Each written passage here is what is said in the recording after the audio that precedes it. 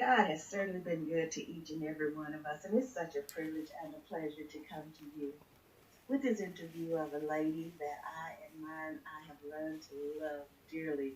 She's my best friend. She's my confidant. She's what I need. And you know what? It took me years to realize that this lady is the lady that I depend on to sustain my life. This lady, God has let me learn and let me know that this is the person that you depend on. Leave all else out. You concern yourself with what this lady has to think, say, do concerning your life. This is what you need to focus on. Now, He is God. He has saved me. And I've learned so much, and I'm so thankful for God being in my life.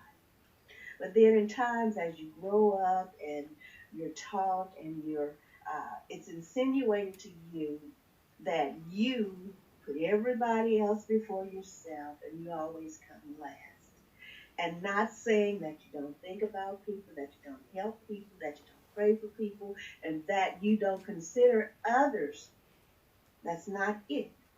But then it seems that many times later in life we get it that, hey, if you don't concern yourself with this person, yourself, then you're losing out on so much of life, because how are you going to fully and efficiently support others when you don't support yourself and you don't take care of yourself? Because many times we're taught it's selfish to think about yourself.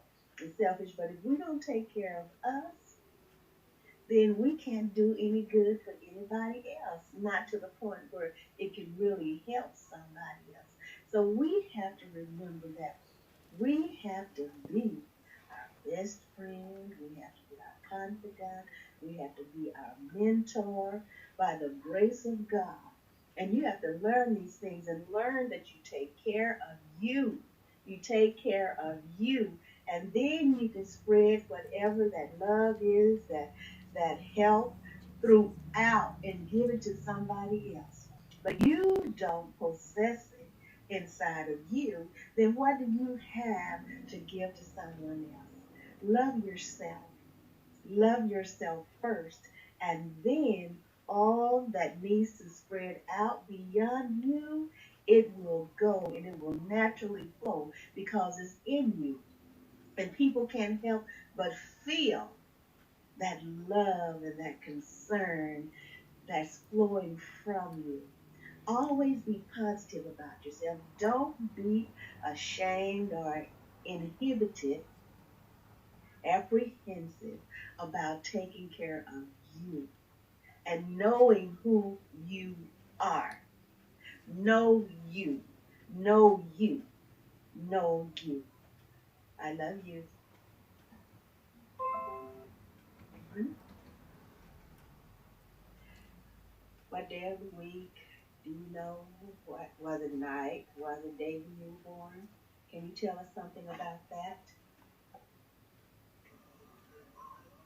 I was born in Clarksville, Texas, Red River County, down in the community of Chapel Hill. And that's where my daddy's parents lived, in Chapel Hill. And they say I was born in Aunt Sis's house. You know, now I say aunt, but then we say Aunt Sis's house in Chapel Hill, in a community in Clarksville, Texas, way down in the country. Way down in the country. Did your parents ever tell you anything about that day? Anything special? Of course, you are special. But anything else go on that day that is memorable besides your being born? You know, I don't remember mom and dad saying anything about the time of day or night I was born. And I really don't remember talking too much about when I was born. The what was going on around and everything. But I know it's on my birth certificate, and so I can look on there and see what time of the night of the day I was born. But hey, I was born. Okay. Do you know why you were given the names that you were given? Were you named after someone in the family? Was there someone famous you were named after? Do you know anything about why you were named what you were named? Okay. Where did your first name come from? Do you know anything about that? What about your second name? Where did that come from? Do you know?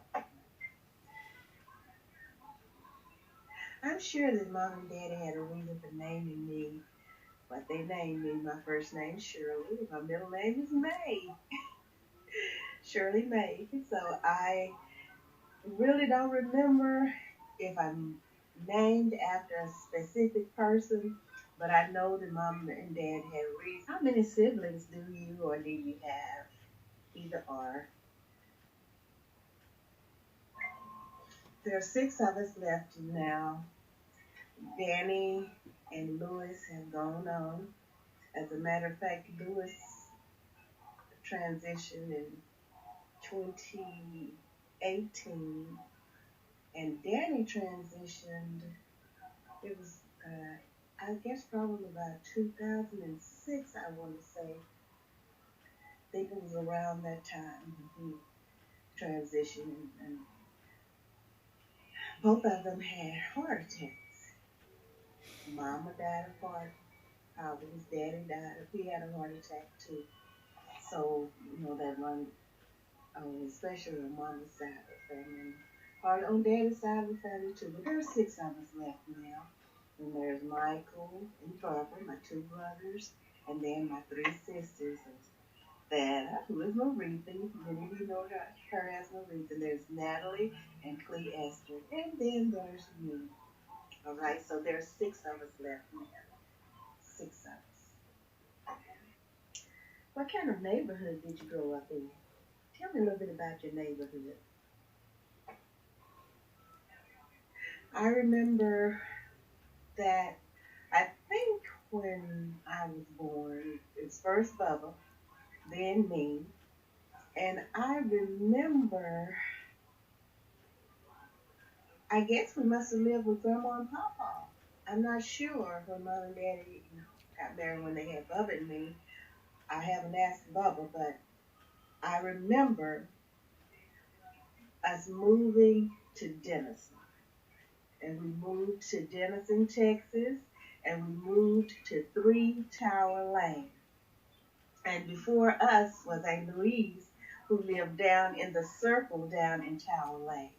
And I think a Pearlie had already moved up here too. And I guess Aunt Bertha had probably moved up here too. Well, I say up here. I'm in Dallas now, but into Denison. And so I remember us, I was small, but I remember Daddy and Mama packing that car, and that car was so loaded down, and we moved to Denison, Texas, to Three Tower Lane. Three Tower Lane. And so it was an apartment, and our house was one story, where there were two apartments in those buildings each. And I remember that the one stories. So we were at Three Tower Lane. All right? Okay. Now, I had my own bedroom. The boys had their bedroom. And Mom and Daddy had their bedroom. So we had a three-bedroom apartment in Tower Lane. We had a living room and a kitchen and a bathroom. So it was a good-sized apartment. And then after my sisters were born, then we shared the same bedroom. We had a three-bedroom house, apartment, which was really nice in Tower Lane. And then when we moved to Walker Street, the girls had a room, the boys had a bedroom, and Mom and Daddy had their bedroom. And I remember the living room, then we had the kitchen. We moved to 815 West Elm Street. We had three bedrooms. The girls had a room, the boys had a room, and Mom and Daddy had their room, living room, dining room, bathroom and kitchen, nice sized home. So we've been really, really blessed to be able to grow up in some nice homes, and Daddy and Mama took care of us by the very close, very, very close, very close, very close. Now the neighborhood that we grew up in, like Tower Lane was the first, and there were plenty of children out there, so we would have fun and we would play. Sometimes we get into fights, but then we were friends again. You know how it is in neighborhoods. And so there were plenty of children to play with. The Flemings were there, the Dawsons were there. Let me see, Miss Stella and Lula and the Lides were there.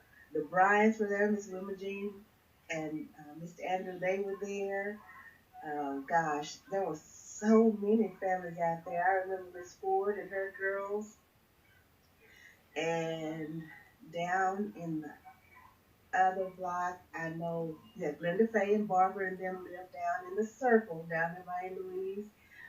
Sister Price and them, who was Sister Winters then, they lived down off in there too.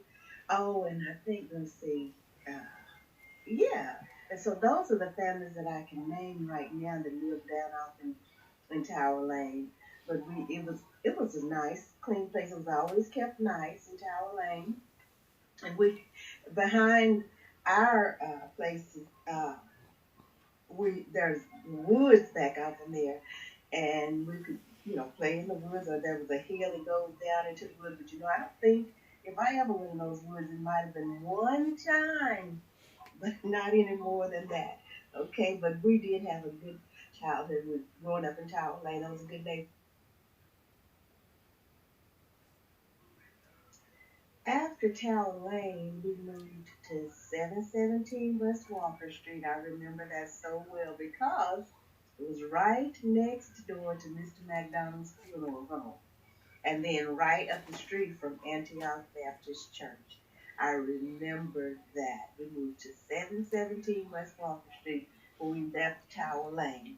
But then, when we moved to Walker Street, we didn't have many children to play with on Walker Street besides ourselves, but I remember Miss Catherine Gary. She had, we call her Niecy, and Danny Gary. We were real close to them. They used to come and visit us quite often. And then after that, then we moved to 815 West Elm Street. And that was a house that Mr. Fee owned. He used to own it, and Mom and Daddy bought that house.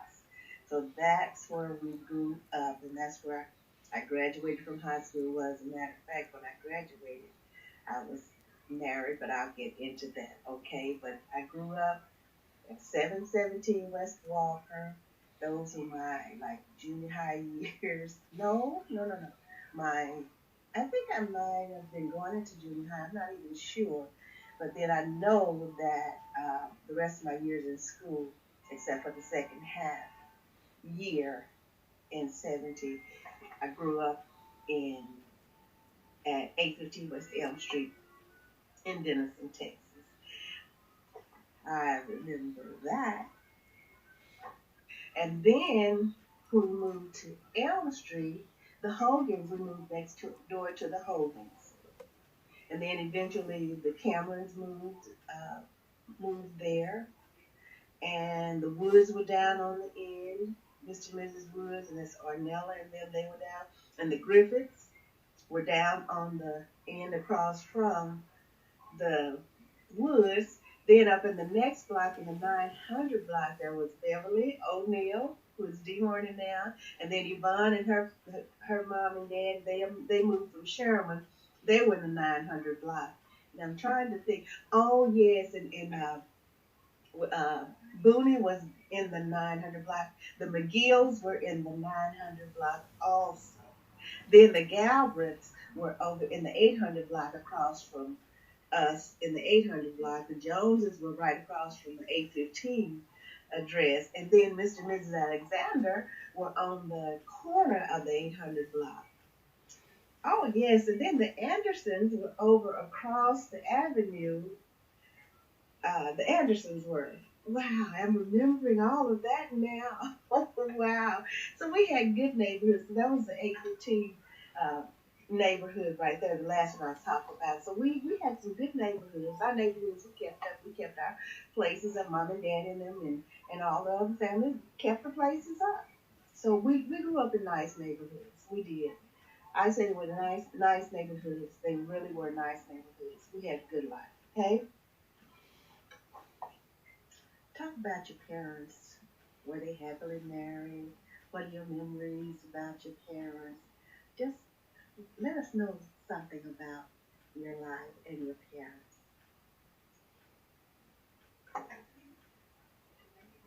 My parents were good parents. And I tell people, some people have had lives where they grew up hard lives. Parents bickering and fighting and fussing and cussing and all of that. We didn't grow up with that. I never ever experienced mom and dad at odds with each other. If they ever were, they kept it away from us children. And they provided for us. They made sure that we were healthy. Made sure that our teeth were taken care of. And just like the other day, a lady asked me, she said, "Why are your teeth so white?" And I said, "Well, Daddy and Mama made sure that they took care of our teeth as well as the rest of our bodies and everything. So we had good parents. Our parents were good to us. And some places, like when we traveled and Mom and Daddy didn't eat steaks and we ate hot dogs and things like that. Anything that our parents, and when I say travel, the reason I brought that up is because, they used to be in like these clubs, CD clubs and things, they would travel. And there was an experience that my younger brothers and sisters had. They said that, like some of the people in the club would buy themselves, like, I guess you'd call it grown-up food, and the children would eat like children's food or whatever, hot dogs and things like that. But we never grew up eating anything different from what Mama and Daddy ate. And then when we would travel, we would all, whatever we wanted, we would get that. And it's just, uh, it was a natural thing to us, but to some people it was kind of different. I don't know, but our parents were good parents. Where they went, we went. They took care of us. They taught us to love each other. And oh, by golly gee, if we fought each other, we were going to have to hear from Mama and Daddy, and not just verbally, okay? Because they taught us not to fight each other, even though we get into it every now and then. And we would, okay? But they taught us to take care of each other. That's why we're so bonded today. We're so bonded. Nobody can get in between that. Sometimes people think they can, but they can't. Because our parents taught us to love each other, care for each other, take care of each other. And that's what we do by the grace of God. And I'm so thankful because we had good examples. My daddy took care of my mommy, and she really took care of daddy. And it's just a thing that we're so used to. And then when we get up and out and things don't go like they did at home, we wonder, like, why is this happening? Because we didn't grow up in confusion and violence and all of that. We had good parents. We were never hungry, never without clothing. Uh, I just thank God for that because my daddy was a worker. And I remember Mama, I think she went out a couple of times and worked because I know that I used to go, she would take me with her sometimes. And then I know she worked at Hilltop House across it. Those people who know Denison, Hilltop House is a nursing home. All she had to do was walk out the door, the back door, and walk across the community center, the park, and go right across Washington Street, and there the nursing home was. And she worked there for a while. She worked for the Brands. That's when I think Dr. Brandon owned the nursing home at that time. But our parents were good parents. And I remember one time they had good rapport with community leaders in Denison, Texas. And I'll get to this other point later.